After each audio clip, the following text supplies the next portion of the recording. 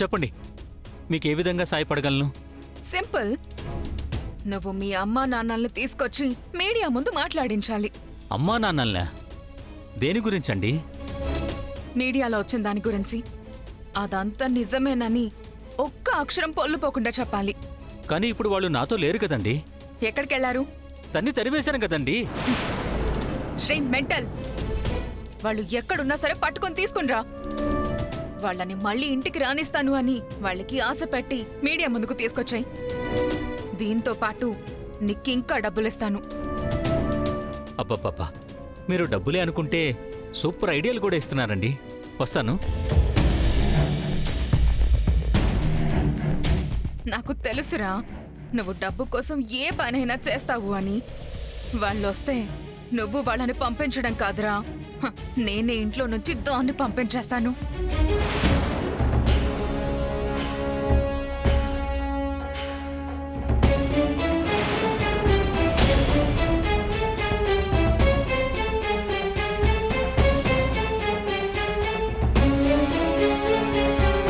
నాన్న, నన్ను క్షమించండి నాన్న.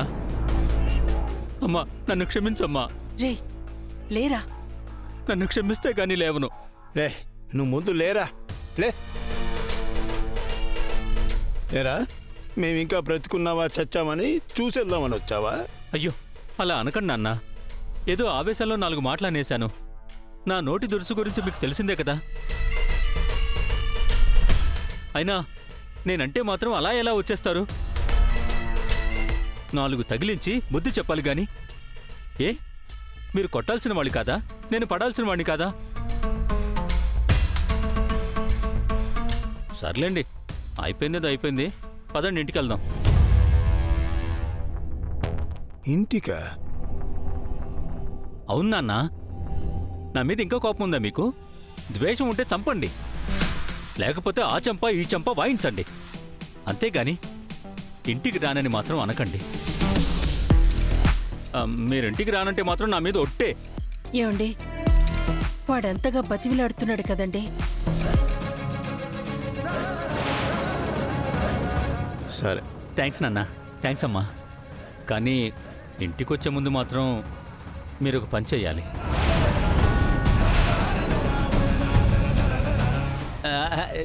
ఏం లేదమ్మా, పాపం మన తులసిని ఆ బద్మాష్ బసవరాజుగాడు విశాలాక్షి కలిసి చాలా ఇబ్బందులు పెట్టేశారు కదమ్మా. అదే పెళ్ళైన కొత్తలో. అవును, అయితే? ఆహా, అదంతా పోసుగుచ్చినట్టు మీరిద్దరూ కలిసి మీడియా ముందు చెప్పాలి. రే, అప్పుడెప్పుడో జరిగిన దాని గురించి ఇప్పుడు మీడియా ముందు చెప్పడం ఎందుకురా? ఆహా, పైగా ఇప్పుడు బానే చూసుకుంటున్నారు కదరా. అమ్మా, వాళ్ళు చెల్లిని బాగా చూసుకోవట్లేదమ్మా. చూసుకుంటున్నట్టు నటిస్తున్నారంతే. అయినా వాళ్ళు చెల్లిని పెట్టిన టార్చర్ గుర్తొస్తేనే గుండె పగిలిపోతుంది నాకు. మీరెలా మర్చిపోయారు? అసలు ఎలా మర్చిపోగలరు నాన్న? మరి ఇదంతా ఇప్పుడు? అమ్మా ప్లీజ్ అమ్మా, మీరింటికి రావాల్సిందే. ఇంటికొచ్చే ముందు ఈ పని చెయ్యాల్సిందే. రే, ఏంట్రా ఇది? అమ్మా, నన్ను ఇంకేం అడగద్దమ్మా. మీరు మీడియా ముందు వాళ్ళ గురించి మాట్లాడుతున్నారు అంతే. సరే నాన్న, ఒక్క నిమిషం నాన్న, ఒక్క నిమిషం.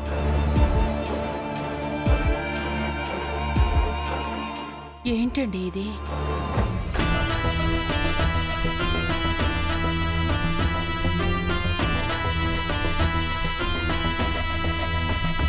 హలో కనిష్క గారు, బ్యాలెన్స్ అమౌంట్ మొత్తం రెడీ చేసుకోండి. చాలా స్పీడ్గా ఉన్నారే. మరి డబ్బుతో కొట్టారు కదా. సరే వచ్చేయండి.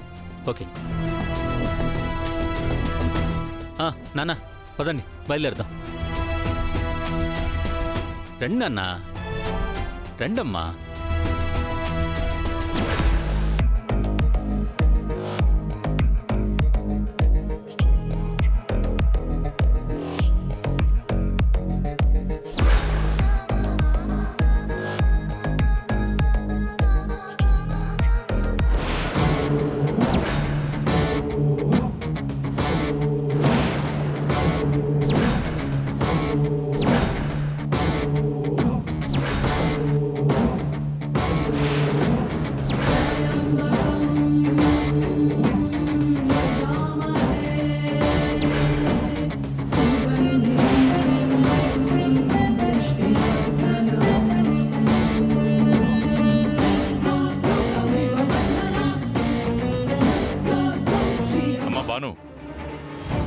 ఏంటమ్మా అంత కంగారుగా ఉన్నావు?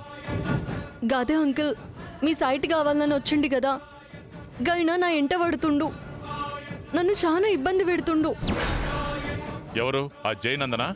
ఆ గాయనే అంకుల్. ఆయన నిన్నిబ్బంది పెట్టడం ఏంటమ్మా?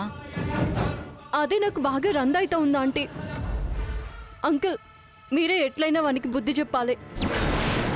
చూస్తే మంచోళ్ళ ఉన్నాడు, తనకిదేం పాడు బుద్ధండి. భార్య పోయిందని చెప్పి చాలా బాధలో ఉన్నాడని అనుకున్నాను. అలాంటిది ఈ పిచ్చి వేషాలేంటి?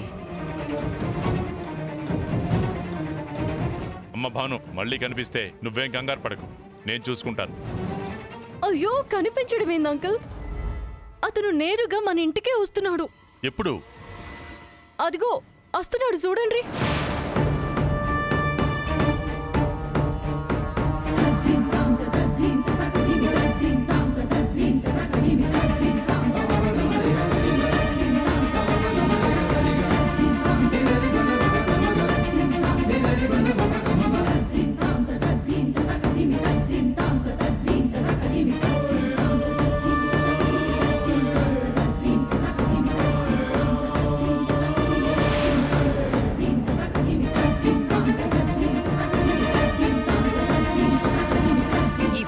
పళ్ళు ముత్తైదులు ఏంటిదంతా? సాంప్రదాయం అండి. అంటే పెళ్లి సంబంధం కోసం వస్తున్నప్పుడు ఈ మాత్రం ఉండాలి కదా. పెళ్లి సంబంధమా? పెళ్లి సంబంధం ఏంటి? మీరేదో రాంగ్ అడ్రస్కి వచ్చినట్టున్నారు, వెళ్ళండి. లేదండి, రావాల్సిన ప్లేస్కే వచ్చాను, కావాల్సిన వాళ్ళ కోసమే వచ్చాను. అది సరే, ఎవరి పెళ్లి సంబంధం కోసం వచ్చారు మీరు? మీ ఇంట్లో పని మనిషిగా ఉంటున్న ఈ బానుని నేను పెళ్లి చేసుకోవాలి అనుకుంటున్నాను.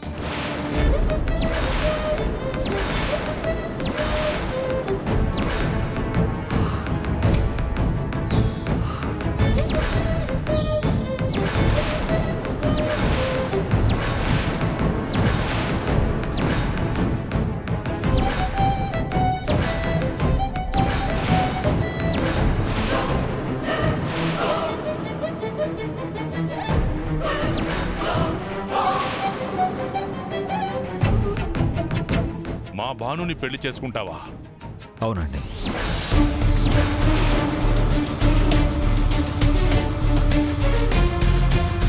వీడేదో పెద్ద ప్లానే వేస్తాడనుకున్నాను, కానీ ఇంత పెద్ద స్కెచ్ వేస్తాడని అస్సలు ఊహించలేదు.